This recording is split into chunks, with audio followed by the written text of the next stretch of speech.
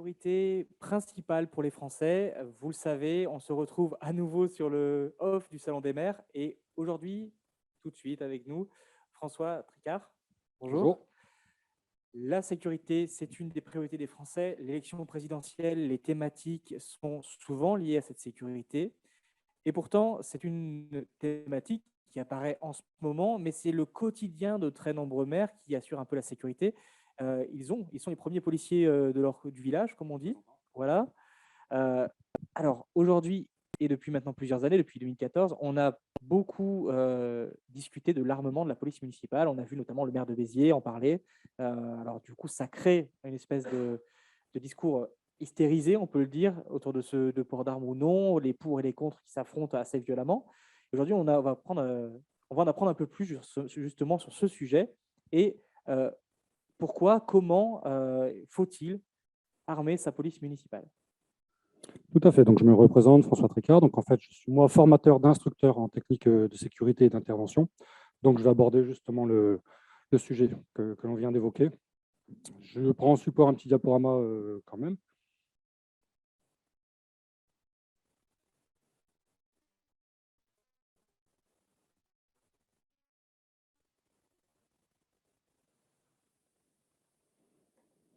Alors, pour parler justement de l'armement des polices municipales, il y a quelque chose dont moi j'ai besoin avant tout pour voir pourquoi armer une police municipale. C'est parce que je pense que l'armement de la police municipale ça sert à faire face à une violence. Et je voudrais revenir un petit peu sur ces différentes violences que l'on peut trouver, nous, dans ce sujet sur la voie publique. Donc la violence, en fait, quelque chose qu'on connaît tous ou pas concrètement. Si on le recherche simplement en termes littéraires, on a plusieurs définitions. On trouve facilement ce qu'on peut retrouver dans violence sur quelques petites références un peu faciles. On trouve surtout dans le sens littéraire des mots qui reviennent souvent. C'est force intense, brutalité, dévastatrice, voire même force brutale, agression et brutalité, et ainsi de suite, et ainsi de suite. Donc, j'ai voulu m'attarder un peu plus là-dessus. Le terme littéraire de violence, on le connaît, sauf qu'il en existe ensuite quelque chose d'autre qu'on va définir autrement. À l'aube des temps, les hommes se géraient entre eux, à savoir que le plus costaud qui voulait prendre quelque chose au plus faible, tapait dessus et prenait ce qu'il faisait. À un moment, les hommes se sont réunis, on dit on ne peut pas continuer comme ça. Pourquoi serait tout le temps le plus faible ou le moins nombreux qui perdrait ce conflit? Donc, ils se sont réunis d'un commun accord, ils ont défini des choses qu'on ne pouvait pas faire. Des choses qu'on ne pouvait pas faire les uns envers les autres. Donc, ils ont établi là-dessus une liste en disant, voilà, ça, on n'a pas le droit de le faire à autrui. Ils ont réuni tout ça en disant, bah oui, mais et si quelqu'un le fait quand même? Donc, ils se sont dit, bah, si on fait effectivement une liste, il faut aussi qu'on fasse une peine, une sanction qui va avec sur quelqu'un qui se transgresserait cette liste qu'on a établie d'un commun accord. C'est là où ils ont prévu le code pénal.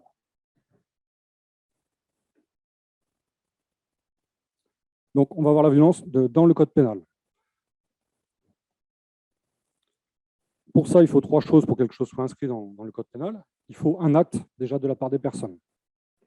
Donc, pour les violences qui nous intéressent, d'accord, cet acte infligé, blessé, d'accord, à autrui, quelque chose. Il faut que cet acte soit volontaire. Il n'est pas accidentel, il n'est pas ainsi de suite. Donc, il faut une volonté de la personne de créer ça. On a, pareil, dans ce texte de loi, délibérément, intentionnellement. Et ensuite, pour qu'il rentre effectivement dans le texte, il faut qu'il soit écrit dans le texte. Donc, prévu par la loi, d'accord, c'est ce qui vient en troisième critère de ça. Il est effectivement prévu par la loi, article 227 à 222, 16.3 du Code pénal. Donc cette violence, maintenant, fait partie de quelque chose qui est interdit par quelqu'un. Là, on la voit effectivement dans ce Code pénal. Maintenant, concrètement, comment ça se passe dans nos rues de tous les jours en France, en Europe et voire dans le monde. J'ai pris quelques images, quelques vidéos de ça pour expliquer un petit peu ce que j'ai vu là-dessus. La première fois où moi j'ai été confronté à la violence, on m'a donné des consignes, une éducation. On m'a dit tu as le droit d'être violent, tu as le droit, mais pour te défendre, pour défendre les tiens, défendre ta famille, défendre l'injustice, des choses comme ça. Donc j'étais sur ce que moi j'ai considéré l'usage de la violence de ma part comme une cause juste. Je m'aperçois aujourd'hui qu'on n'y est plus forcément, et ça a changé un petit peu. C'est sur la première vidéo que je passe, où moi j'ai appelé ça une cause juste pour ça.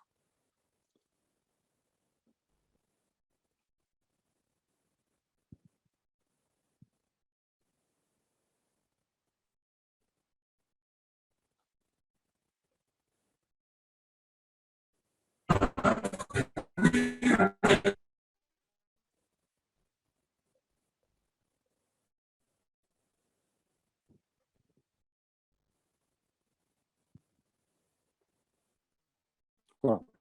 Vidéo, une cause juste, que je vous commenterai un petit peu après.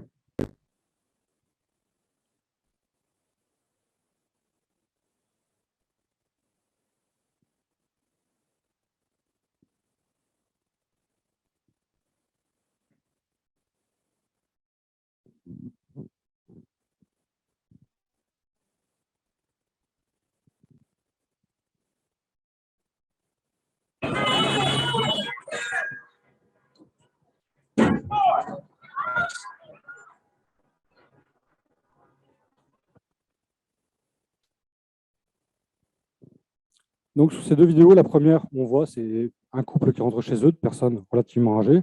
Donc, il y a des gens qui viennent effectivement pour voler. On voit qu'ils volent le sac à main de la dame avec violence. On voit que par la suite, le monsieur s'interpose vaillamment pour empêcher ça. Et on voit par la suite qu'ils arrachent carrément la chaîne de la veille. Pour moi, cette cause ne me semble pas juste. Sur la deuxième, on est juste sur un différend entre routiers. Il a renversé un piéton. Et effectivement, essaie d'expliquer à tout le monde qui est autour de lui, c'est pas ma faute, je n'y peux rien, ça arrive, machin et tout. Et on voit qu'ils se jettent tous dessus. Sur ces deux vidéos-là, pour moi, mes critères qui étaient de cause juste sont désormais inexistants au vu de celle-ci. Ensuite, on m'avait appris, j'ai fait quelques sports de combat à modeste niveau, et on m'a appris en boxe, on m'avait dit, effectivement, arrête ta violence, en sport ou ainsi de suite, sur ce qu'on appelait au premier sang.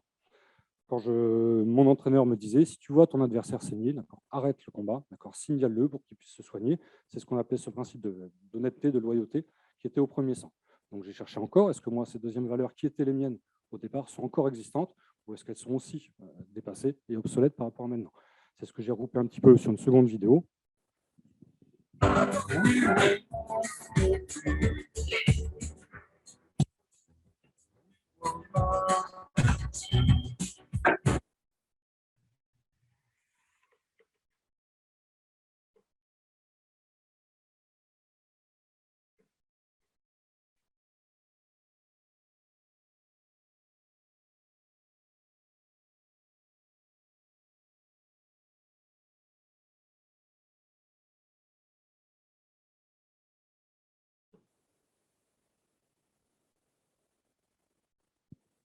Donc là encore, mes valeurs à moi, qui étaient mon apprentissage de la violence et ma tolérance, et ce que je pouvais faire moi en termes de violence, sont un petit peu dépassées là-dessus. On s'aperçoit qu'on ne s'arrête plus au premier sang. À partir du moment où quelqu'un est par terre, il y a un acharnement de violence. J'ai dit tout à l'heure en termes littéraires, destructrice sur la violence. Donc on arrive vraiment sur cette violence de plus en plus destructrice. J'avais encore aussi d'autres principes qui étaient de combattre à armes égales. Il n'y a pas que moi qui le dis, il y a aussi un texte de loi qui s'appelle la légitime défense, qui lui explique un principe de proportionnalité dans la force qu'on emploie par rapport à une agression. Donc, on m'avait appris de combattre à armes égales quand j'utilisais la violence.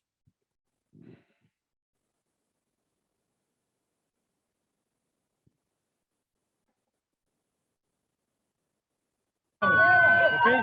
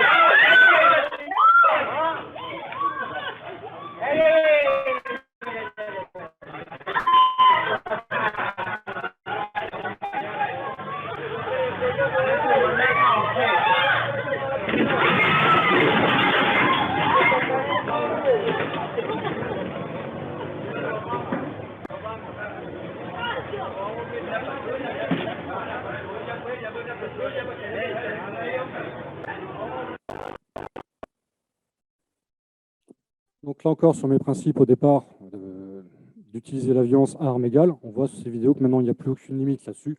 On peut utiliser le feu, on peut utiliser l'embuscade, et on voit sur la toute dernière vidéo, qui est simplement un différend entre deux consommateurs d'un bar, ça discute un petit peu, ça s'engueule un petit peu, jusqu'à ce qu'il y en ait un qui sorte un couteau, et on assiste clairement la mort d'un homme sans aucun état d'âme, sans aucun regret, sur quelque chose qui, effectivement, du coup, ce principe d'armes égales que moi j'avais n'existe plus du tout. Il y avait enfin un dernier principe sur lequel moi j'étais très, très, très attaché, où on m'avait dit de toute façon, cette règle-là, je ne transgresserai jamais, ça ne sera jamais ni femme ni enfant, parce que j'avais d'autres moyens de le faire que d'utiliser cette violence légitime. Donc je me suis encore posé la question sur ce principe-là, pour voir ce que celui-là, au moins, qui était plus ultime pour moi, était respecté. Et je me suis aperçu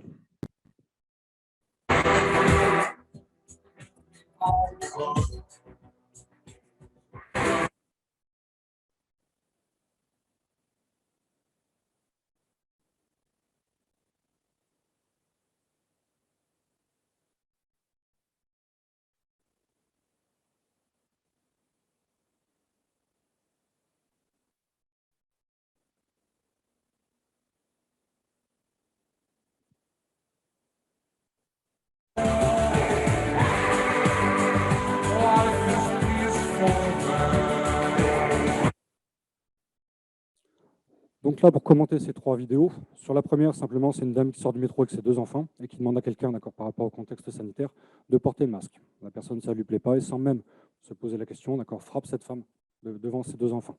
Je me suis dit, mon constat à moi n'est plus là, mais mes valeurs à moi ne sont plus là.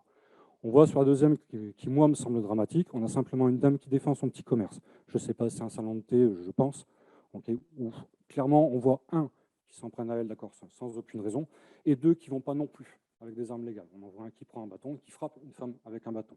Je me dis mince. Et la troisième m'a interpellé beaucoup aussi. Je me suis posé la question, j'étudie beaucoup ces vidéos dans le cadre de mon boulot, en me disant, mince, qu'est-ce qu'a fait cette dame pour se retrouver par terre sur une chute de 4 mètres le long des escaliers pour ça? Pour moi, rien du tout. La preuve, c'est que si elle avait une altercation avec l'individu, elle aurait été sur ses gardes, elle se serait retournée, ainsi de suite. Là, elle ne s'attend à rien du tout. Elle se promène dans le métro et de manière purement gratuite, un homme frappe injustement une femme et lui fait très mal. Donc je me dis, j'ai quand même un souci sur mes 4 valeurs qui, moi, étaient le fondement de ma personnalité et le fondement de mes actions. Je me dis, où est-ce qu'on peut aller encore par rapport à ça? J'ai vu les 4 et je me dis, après les femmes, après l'injuste, après les armes illégales, machin et tout, qu'est-ce qui peut arriver maintenant? Ce qui peut arriver, c'est ça.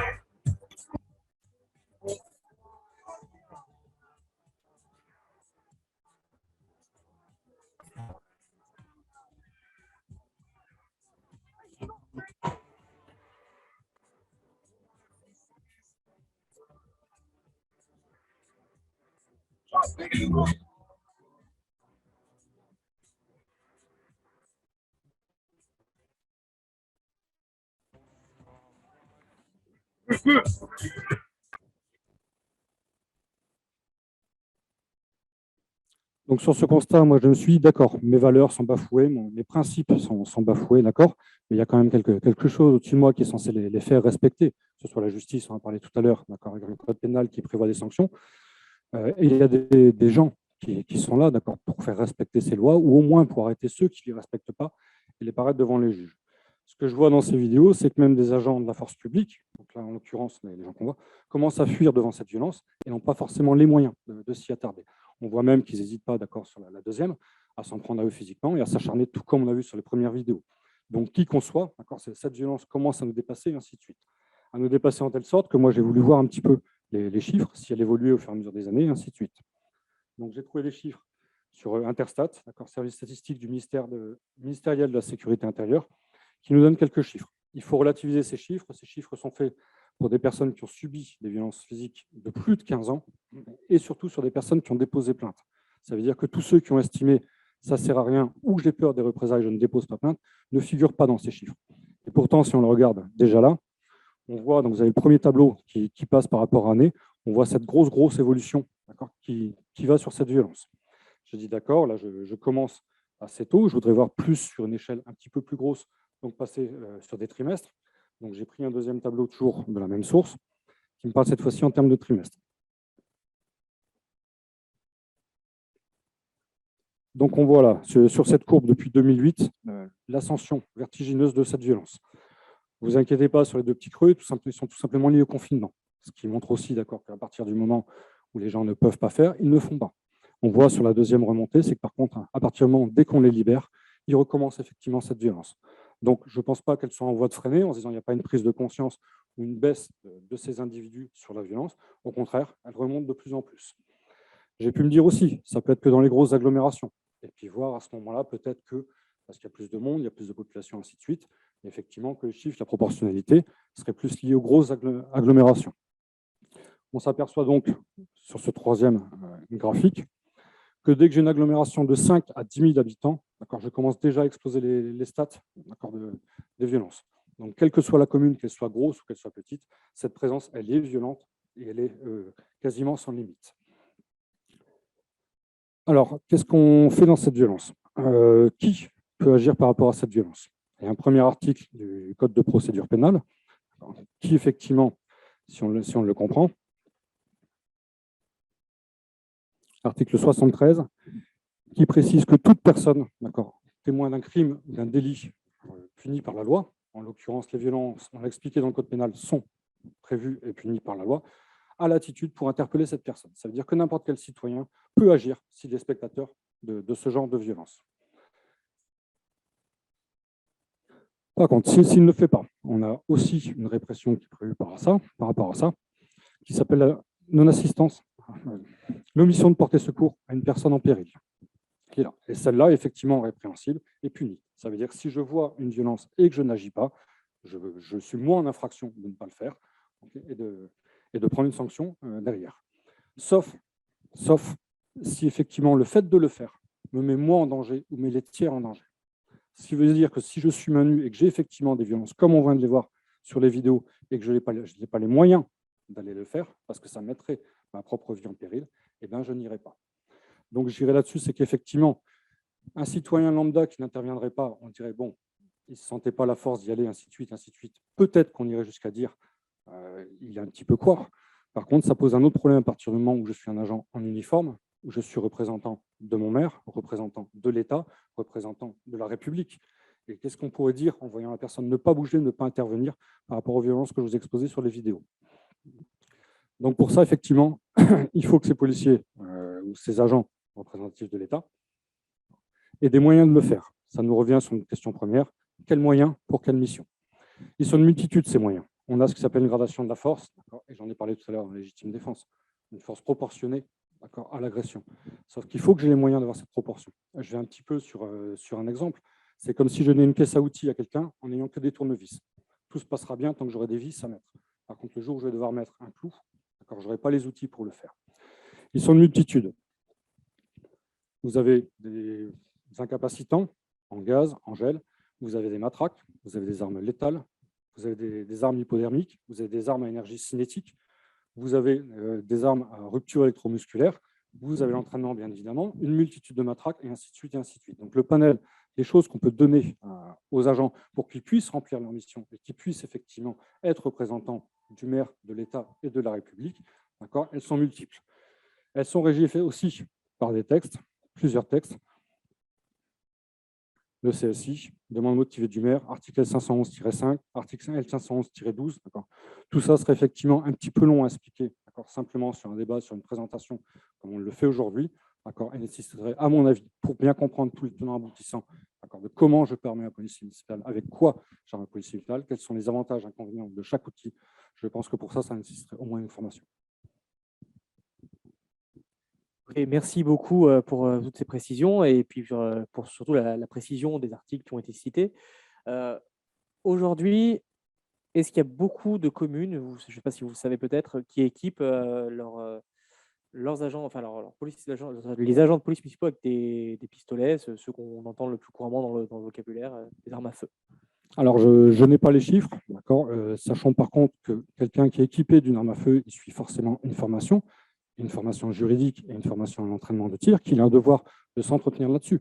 Après, si je vais simplement sur une appréhension de l'arme à feu, aucune personne qui, dans le cadre de ses missions avec une arme à feu, ne le fait par plaisir.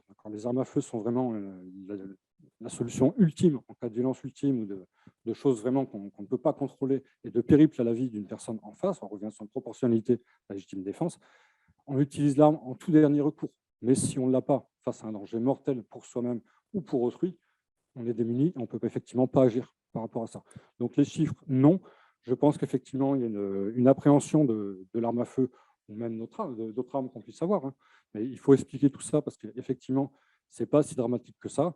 Des coups de feu accidentels ou des coups de feu malencontreux des forces de l'ordre ou des agents représentatifs de l'État, on a quand même relativement peu par an sur la voie publique et envers d'autres personnes. Donc je pense qu'il faut dédramatiser cette histoire d'armes et voir justement tout le panel dont on peut disposer, quels moyens pour quelle mission. Alors, on parle de violence, on a vu des vidéos de violence. En ce moment, il y a aussi quelque chose qui remonte énormément à la surface, c'est la violence envers les élus, et notamment envers les maires, qui sont de plus en plus pris à partie et violentés. On a eu l'année dernière un décès de maire. Est-ce qu'aujourd'hui, un maire qui est officier de police, qui est OPJ, officier de police judiciaire, voilà, peut porter une arme pour se défendre s'il se sent menacé? Oui, tout à fait. Il peut le porter, d'accord, sur demande, ainsi de suite. Tout ça, il faudrait le développer. Il y a des arrêtés, tout ça, qui sont assez longs quand même à déchiffrer. Quelle arme, comment, pourquoi, combien de temps, et ainsi de suite, ainsi de suite. Tout ça se développe sur un peu plus de temps et un peu plus posé que ce qu'on puisse être là. Bien sûr, au niveau des formations, de toutes les armes qu'on a pu voir, hein, j'ai vu passer un tonfa, j'ai vu passer un flashball, un taser. Est-ce qu'il est possible aussi d'avoir des policiers municipaux qui ne sont armés de rien du tout? Ben, on revient un petit peu, d'accord. Vous prendrez, ne pas armer du tout les policiers municipaux, ni en matraque, ni en taser, enfin, ce qu'on appelle pistolet à impulsion électrique, ou ainsi de suite. Vous envoyez quelqu'un démuni face à ce qui ne sait pas, ce qu'il va rencontrer. Les personnes ont une vacation, vont assurer une mission sur la communauté. S'ils n'ont aucun moyen pour le faire, vous ne pouvez pas leur imposer de réussir toute leur mission. Donc, on choisit par rapport à l'événement, on choisit par rapport à la situation, mais la situation, souvent, nous, on la subit, on ne la choisit pas. Donc, d'avoir effectivement ces équipements, la possibilité d'intervenir sur chacune de mes missions, parce que j'ai l'équipement qui me le permet, je pense que là, effectivement, on a un gros besoin là-dessus. Alors, avant, vous parliez de ce qui se passait dans le point de vue des mentalités avant. Et j'aimerais revenir sur la peur de l'uniforme chez les gens. Est-ce qu'aujourd'hui, ou le respect, son respect en tout cas, est-ce qu'aujourd'hui les gens ont encore un peu peur des gens en uniforme où on parle d'armée des policiers municipaux. Est-ce que l'uniforme de police municipale effraie ou peut faire peur ou peut en tout cas aider à maintenir un territoire en sécurité?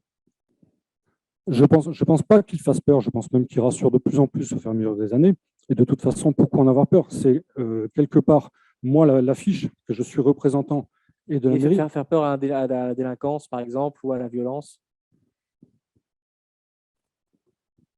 Aujourd'hui, les délinquants ont peur elle est en tout cas forcément dissuasive. Avoir des gens en tenue dans sa ville fait qu'effectivement, si moi j'étais quelqu'un de malhonnête qui voulait commettre un méfait, je ne le ferai pas à ce moment-là. Et si je les ai vus passer, j'attendrai plus tard ou j'irai le faire plus loin. Assurer une présence de personnes en uniforme limite quand même grandement les volontés de méfaire. Alors, on a parlé de cette montée de violence, on a parlé de la violence faite également aux élus. Il y a également la menace terroriste qui est présente, qui est maintenant sur un territoire qui a été touché, alors qu'on a fêté les 6 ans des attentats du 13 novembre. Aujourd'hui, est-ce que vous conseilleriez, par exemple, à n'importe quelle commune de s'équiper, peu importe la taille, d'armes sur une police municipale, ou est-ce que vous feriez en fonction des enjeux, sachant que le risque terroriste peut être présent effectivement partout? Alors, je viendrai justement, je rebondirai sur votre phrase. Le terrorisme peut être partout. Et je pense qu'effectivement, les grosses communes sont bien équipées, sont quelque part, ont les effectifs presque suffisants pour vite intervenir là-dessus. Je pense bientôt que ça va observer et que les communes qui n'auront aucun moyen de réagir par rapport à ça pourraient, c'est mon avis personnel, devenir les prochaines cibles et cibles privilégiées justement de ce genre de choses. Donc après, je suis aussi sur le fait, c'est que non armé, il ne fera rien du tout sur un risque terroriste. Armé, il ira peut-être au moins protéger la population qui fuit, et ainsi de suite. S'il est démuni de tout moyen, il ne pourra que fuir avec la population. Alors, ça peut créer aussi quelque chose en fonction du niveau des finances de la ville. Imaginons, je prends vraiment au hasard une ville qui est un peu riche, qui a les moyens d'équiper sa police municipale avec des armes en conséquence par rapport au risque, que la délinquance ne risque pas justement de passer sur la commune d'à côté. C'est exactement la même délinquance, mais où la police est moins armés, moins pléthoriques, par exemple? Je vous dirais qu'ils pourraient être tentés, hein, s'ils ont un risque dans leur action, effectivement, d'être interceptés ou d'être neutralisés ou d'être gênés dans leur action, assez favorablement, ils vont les chercher ailleurs, là où c'est moins protégé, là où ils prennent moins de risques, de toute façon, dans leur action de méfait. Écoutez, François, merci beaucoup. Je ne sais pas si on a des questions du public actuellement.